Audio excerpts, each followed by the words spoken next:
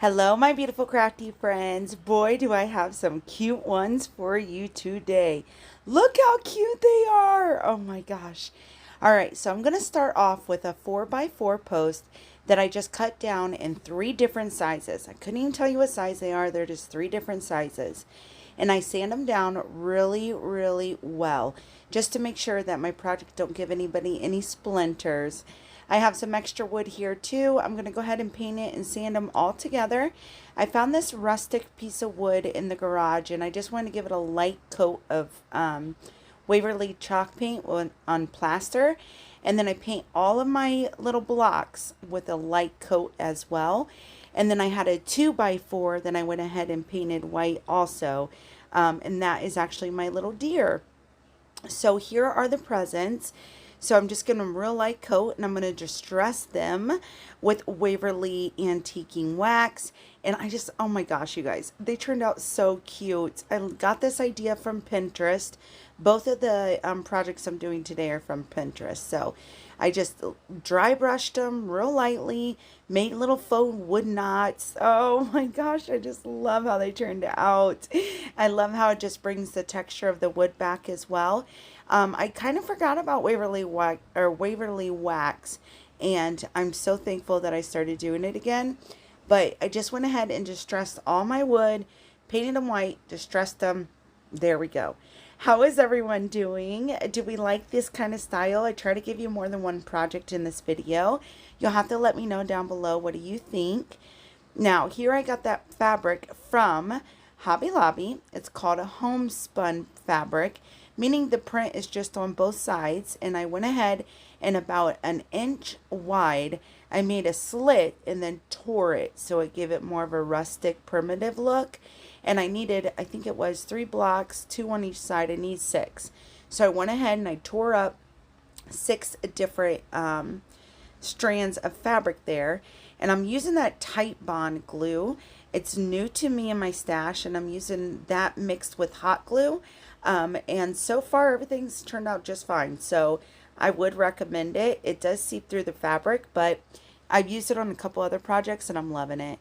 So here I am just wrapping my 4x4s with fabric, or like a present. And I went ahead and I did all 3. And then I let that glue dry, and it did dry clear. So just so you know.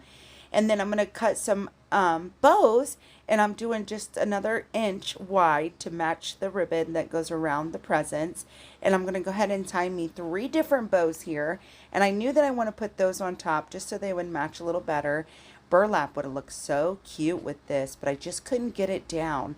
I tried to cut it and make it a little bit smaller, and I would have loved to add some burlap, but it just didn't look right to me. So here I'm getting my bows all finessed to put right on top of the present to make it look all pretty. And then I was like, man, this needs something else. So I brought out some of my burlap trim, some twine, some other little elements to add to it. And I wanted to make sure all my bows matched. So I went ahead and just made those 3 bows and measured them off of the first one. And then I didn't give them dovetails. I kind of angled the cuts. But then I tried raffia. I tried so many different options.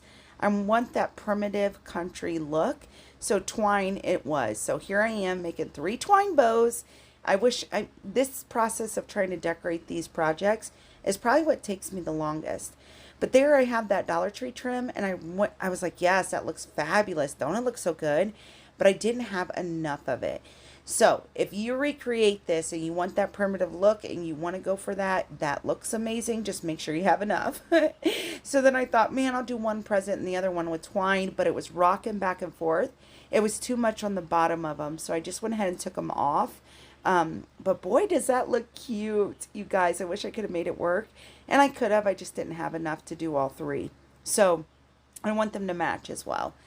So I got my bows added. We're just using some hot glue to add those on.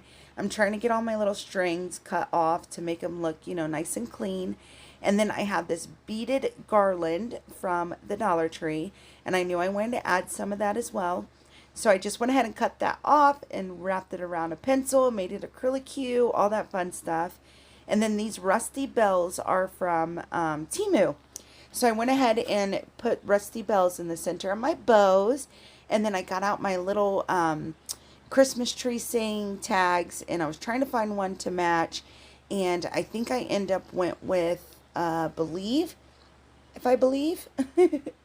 And I knew I wanted to add greenery, so here I am, just getting through my picks. I love my picks, you guys. I love adding greenery to everything. If you guys know me and the way I craft, I do. But you knew that already. So here I am just going to go ahead and add this greenery. I found this greenery in my stash. It was from Michael's from years ago. And boy, did that greenery send me on a hunt. If you guys see my Hobby Lobby haul, I was trying to recreate or trying to find some more greenery to match it. And there's like nothing out there between Michael's and Hobby Lobby to match that dang greenery. But here I am. I'm just lifting up each one of my bows, and I'm just going to secure it with some hot glue, adding just little pieces of greenery on each side. And then I found those little rusty snowflakes and added those up under the bows too. And I decided that the beaded garland needed to go on both sides just to even them, both sides to even them out. I gotta be honest with you, it's kind of hard doing these voiceovers when you're watching yourself craft in like speed times 8, because you want to talk as fast as you're crafting, and it's so hard. So I do apologize if it's hard to understand me, but you guys, I just love the way these little presents turned out, and I just added all the little country primitive little things that I could add to them, and I can't wait to hear what you guys think. Aren't they adorable? Like, I am so proud of these little presents. They're so flippin' cute. I did go ahead and sand them after they were painted and distressed, and I don't think I showed you guys that, but it really just shows that country look. All right, here we are with my little reindeer.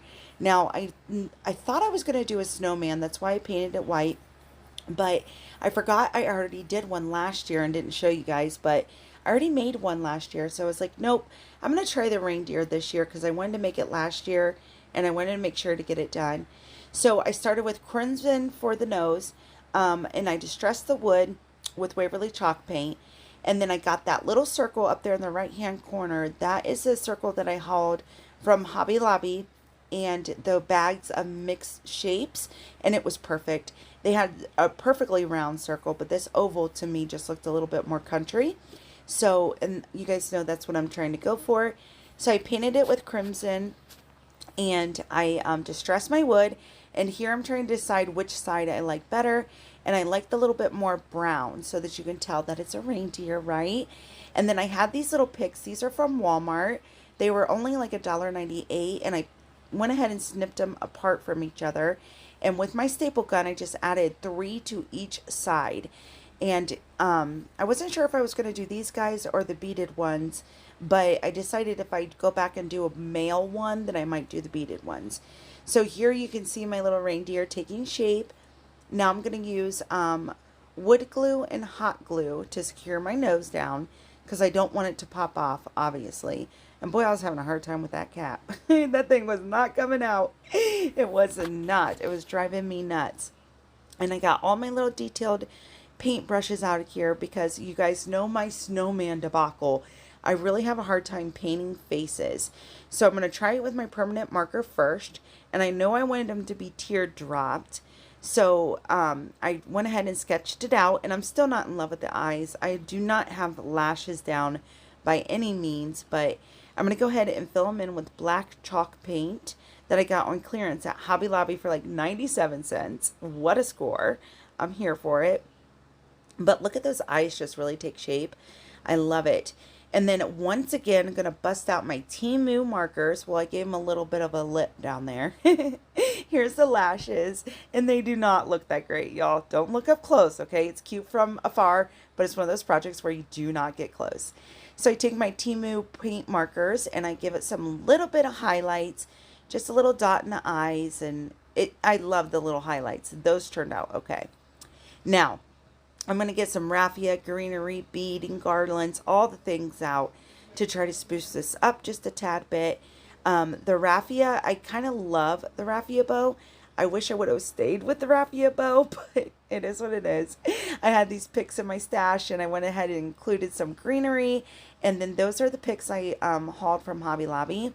I thought it kind of just added like a I don't know, between like the squiggly burlap looking things, the greenery, and then those picks, the silverly looking ones, we got ears and antlers, right? It looks like it's worked out. So I mean, Anna give it glitz and glam. She's got lashes. Like, she's a girl. She needs some glitz and glam. So I know I want to include some raffia because of the fur on top of their hair. So I went ahead and balled up some raffia, and I decided instead of a bow that I would do like a messy bow type thing. And I was trying to figure out my sizing. So I got a little bit of twine and I wrapped it around there and tied it in together so that I could poof it out and it would hide hopefully my staples, which it did. It worked out great. So here I am just making that bundle. Oh my gosh, it's so cute. It turned out so, so cute. Now I'm trying to figure out how I'm going to put in the center. What kind of bow? I wanted to use that primitive fabric again, but I was like, gosh, everything's going to match, you know. And then I tried the Michaels ribbon I hauled because it was just out still. And then I knew like it was with the greenery and the burlap and the white wood and the red, it really popped. But I knew I wanted to keep it a little bit more neutral. So I end up, see how it like frays out? Isn't that cute? It's so cute. Okay. Anyways, it's so hard to talk y'all through this when I'm going so fast. Okay, so I decided green and red for Christmas. That bow would have been really cute, right? Super cute. And then I even tried a burlap bow. Ooh, that's real cute. Okay, but I decided to end up going with a white bow that was a little bit thicker. Ooh, even tried the burlap, or the buffalo check. But I decided to go with this white bow. I wanted to keep it a little bit more neutral. And I went ahead and angled the little ends. And I was like, am I going to add a little more branches in there? No. Okay. It's just getting a little fussy here at this point. You know what I mean? I'm just fussing. So I added the white bow. And then I added that sweet little green bow on top because I loved the way that it flowed down her face. Like, it was so lightweight. It was so cute. And then I thought I wanted to put a rusty bell in the center. But in the end project, you'll see that I changed it up to a button. But I pretty much left it as is. It took me maybe 30 minutes to make, and she just turned out absolutely adorable. What do you guys think? You have to let me know down below. What do you think? She's so cute. I wish I would have changed her bow out now. Oh, well. But, I mean, she turned out way cute, right? I've been wanting to do this project for such a while. I seen it on Pinterest. And look at me trying to stage my stuff for you guys. Here's both projects again. Thanks so much for watching. Until next time, friends, I'll talk to you later. Bye-bye now.